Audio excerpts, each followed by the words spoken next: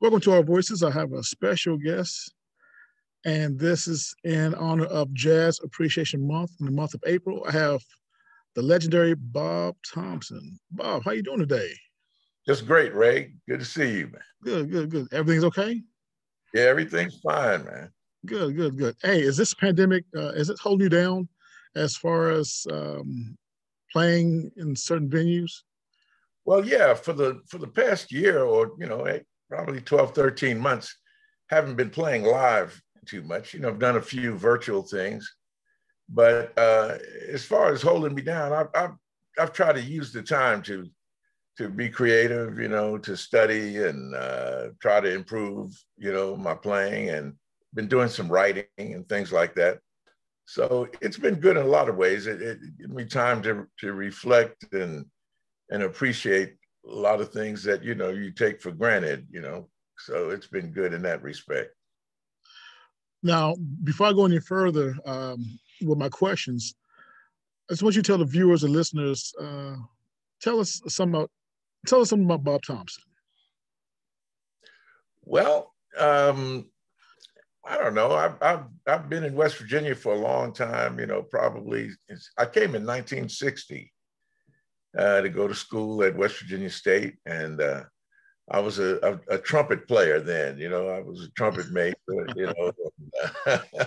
All right. And I thought I was just going to stay here for a little while, but then I started playing piano here, and this is where I really learned about jazz.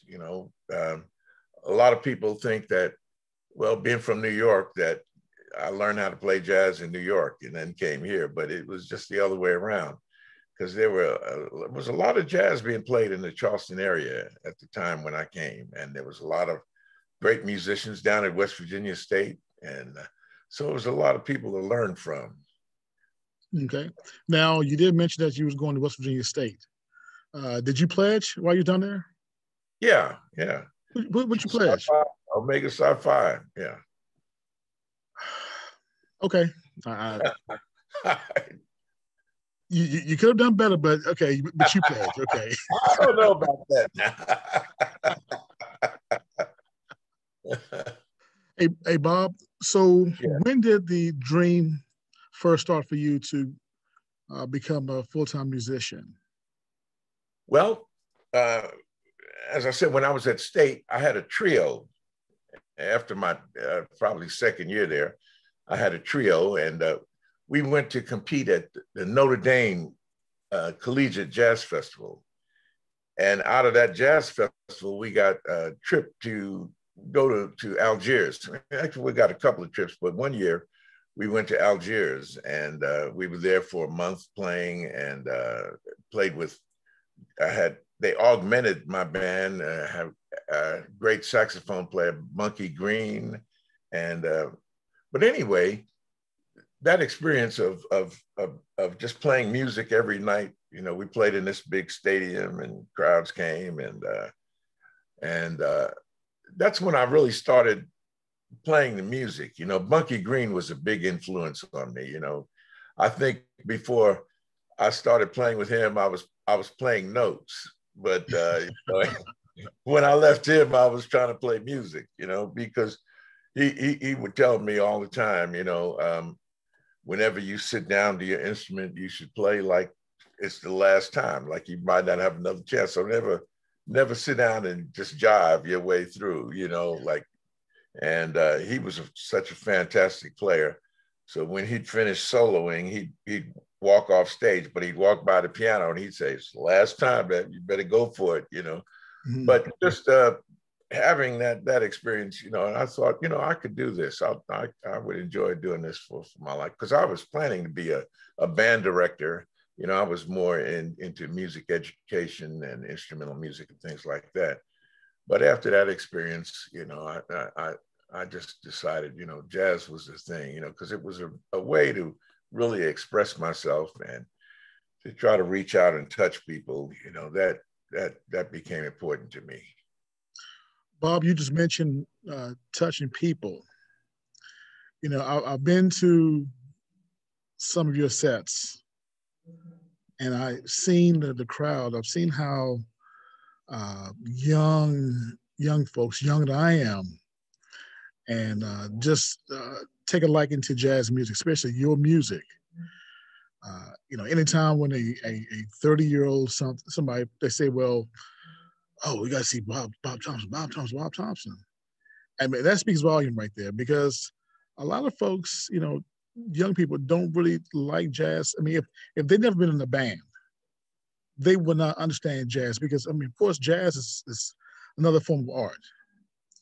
Now, Bob, as the leader of the Bob Thompson unit, are you a stickler when it comes to your fellow members when they make a mistake? You remember James Brown when they had rehearsals and somebody hits a note and James Brown will fine him $25? Now, Yeah. do you do anything like that? No, not at all, man. You're speaking of my band and you're speaking of, generations. There's a wide range of ages in my band, some young guys, and then I'm the old guy in the band, but, they all bring something to the band. And I'd rather you be trying to bring something. And even if you make a mistake, I'd rather you be trying to bring it, because it's all about how you make people feel. It's not so much about the correctness of the notes, all the time. I mean, that happens. That we all, do things when we're playing that we didn't intend to, but sometimes that can lead to something new. So I'm always open to that, because I remember when I was there, and I'm still there, I'm still in a learning phase. We all are, So you never get to that point where you're so-called perfect or you know everything. It's always a journey. When you're writing songs, what inspires you?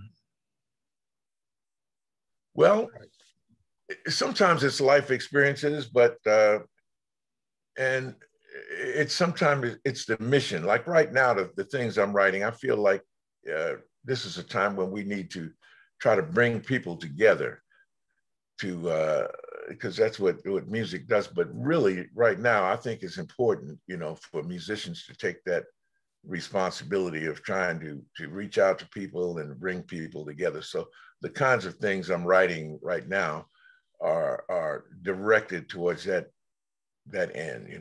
That's the goal right now.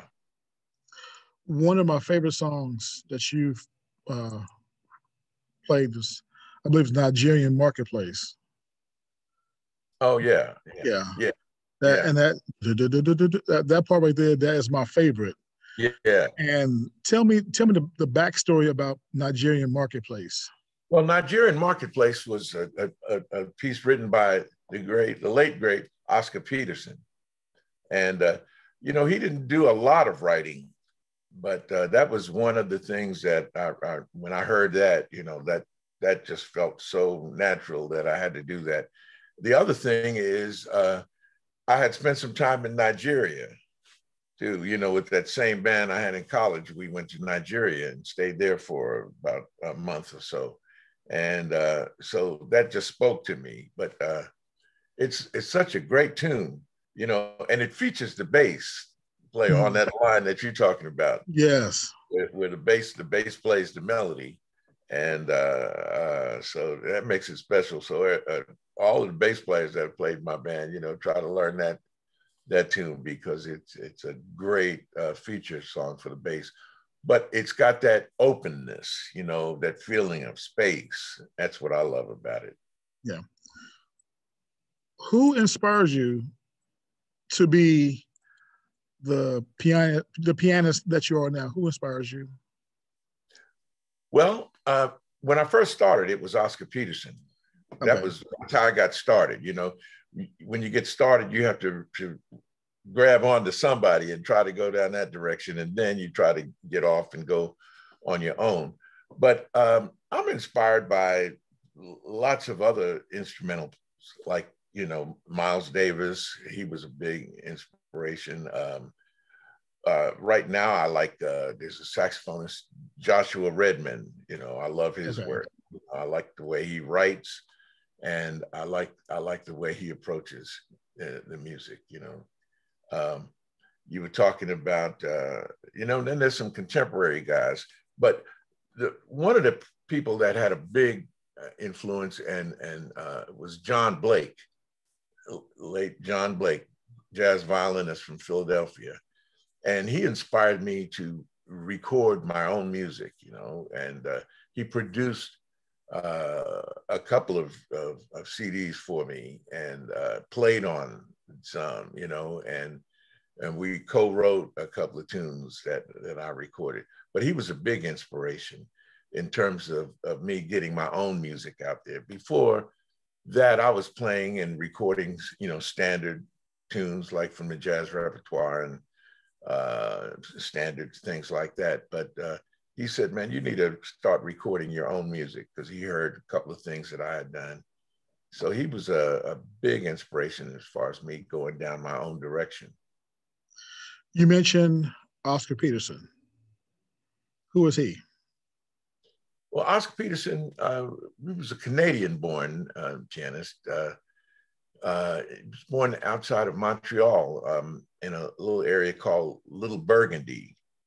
In fact, I just wrote a tune and I played last night called Little Burgundy Blues, which is kind of a tribute to Oscar. But he was just a great technical player, very bluesy, but his technique and his mastery of the instrument was really inspirational. You know, he always said, play the piano, don't let the piano play you, you know. I never heard that before. Yeah. So, you know, in other words, try to master the instrument. But his trio was, that was the you know, one of the earliest groups I started listening to. But his trio with the great Ray Brown on bass. In the early years, he had a guitar player, Herb Ellis played, but then he replaced him with a drummer, and they had Ed Thigpen. And that was the classic Oscar Peterson trio. You know, their arrangements, the energy and the intensity that he played with, you know, was just inspiring. Bob, when we talk about jazz, there are so many different genres of jazz.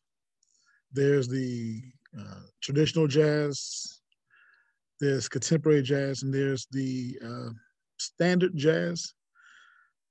How many different types of jazz is out there? Oh, I mean, I think there are just lots more. You know, I think the thing about jazz, every player tries to be individual. You know, because you have to kind of develop your own thing, and then other people come along and then they decide, okay, this goes in this category or this goes in that category.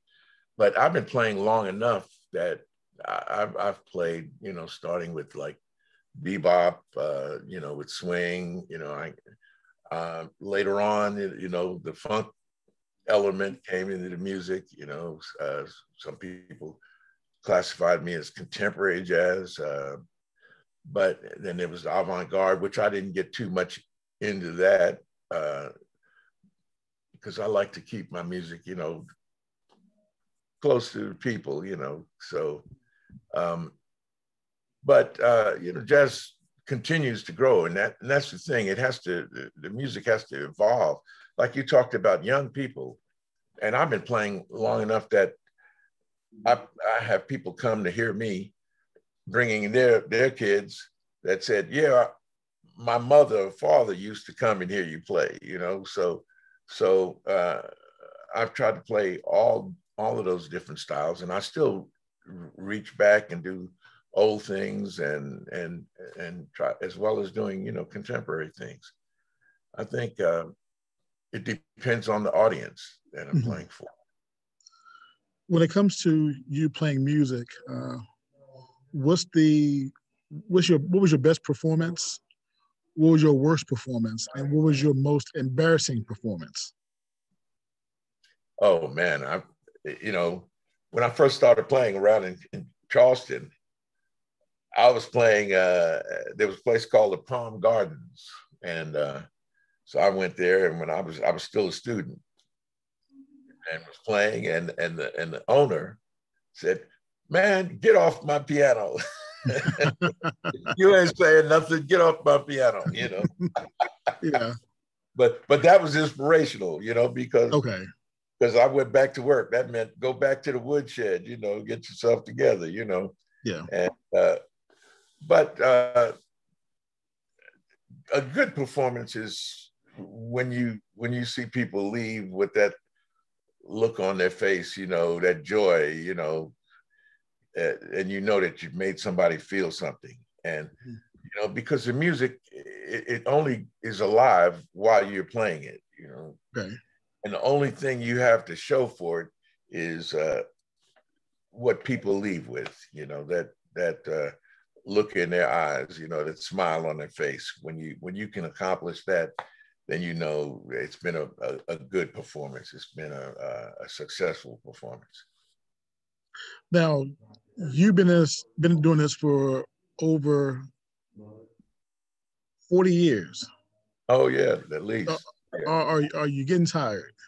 No, no, no, no. Right now, I feel like I'm, you know, like every year you feel like you're at the beginning. That's the way I do. I feel like I'm at the beginning, like I'm just starting. So what's my plan for this year? What am I going to try to accomplish? You know, uh, how can I grow? How can I learn? How can I be more, you know, communicative with my music? So it's that's the thing that I love about it, Mm-hmm. because you never get to the end. It's all about the journey. So you're always trying to better yourself and to you know, expand. So that's the joy of it, you know. So yeah, no time to get tired. Yeah. And other than that, then I got these young guys playing with me that they keep the fire lit, you know, under me, man. So Okay. that helps too. Well, tell me about your band. Give me the Well, rundown. okay.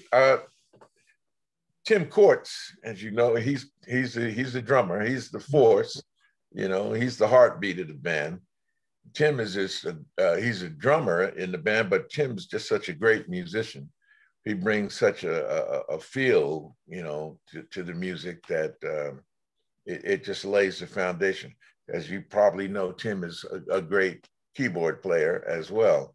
Mm-hmm. So it's fun uh, playing keyboards with him, you know, when he's on drums, because he understands what's going on with the keyboard. So he's always going to compliment what you're doing. He knows pretty much where I'm going. John Ingram plays bass. Mm-hmm. And John is, you know, he plays a lot of different styles with a lot of different bands. So when he's playing, he's always bringing something new to the table, you know, from his experiences. Then Ryan Kennedy is our guitar player. And Ryan is just a fantastic guitarist and musician and writer. I always enjoyed playing with him. Doug Payne is still with us, you know, when we do special occasions, but he's not in the area anymore. But he's someone that I've been playing with probably for 40 years or so. You mentioned Ryan Kennedy. Um, you know, good guy. Well, all of them good guys that played with you. I remember when I was on the radio, and I remember I had you on the air one Yeah. time, and of course I had Ryan Kennedy because he released a new album. Yeah. And one of these days, I mean, I challenged Ryan, you know, to a little, you know, some guitar playing, and he wouldn't accept my challenge. So I'm just letting you know right now. But if Ryan's ever sick and you need somebody to back up, you know, you can call on me. Okay. Yeah, I asked about that. He didn't tell me about that. He never told you about that? No, no. Oh, All well, right. see, yeah, Ryan, I know he won't keep a hush hush, but if you don't want to accept the challenge, I understand. So you're still writing music. How many albums have you put out? I don't know exactly. Probably, I don't know, 15, 16, something like that. I'm not sure. Okay. You know. Now, in light of what's going on in today's society, uh, what are your thoughts on that? The racial tensions and you know, um, give me your Right. thoughts on it. Yeah. Yeah. Yeah. This is a time when, I mean, we seem to be so divided, but there's racial tensions. And that's what I think the role of music is so important. Is music has the power to change, to make change. It did in the 60s, like society was changed. And I think it was mainly because of the music of the 60s. It brought people together, and I think the time is now. I think we have to do that now, uh, because I heard last night Shamika Copeland was on Mountain State Show, and she had a tune, and the message was, "We ain't got time for hate," and Yeah, I think that kind of sums it up, because we're all in this together. So instead of being antagonistic, I think we need to try to reach out to each other, mm-hmm. and I think there's enough good people, that if we reach out to each other, that we can solve this. I mean, I think the people that are antagonistic, I think they are in the minority, but we can't let them have the loudest voice. Right. We have to raise our voices Mm-hmm. and uh, and show the way, and then they can jump on board. But we have to take that initiative to reach out to each other and try to solve some of this. Yes, when it comes to music, music does bring us together in one harmony, and your music surely does that. Again, it's just everybody. I mean, I see people just dancing. I mean, just you know, tapping their feet, tap their hands on the table, and just bob their Yeah, head. So, which is a wonderful thing.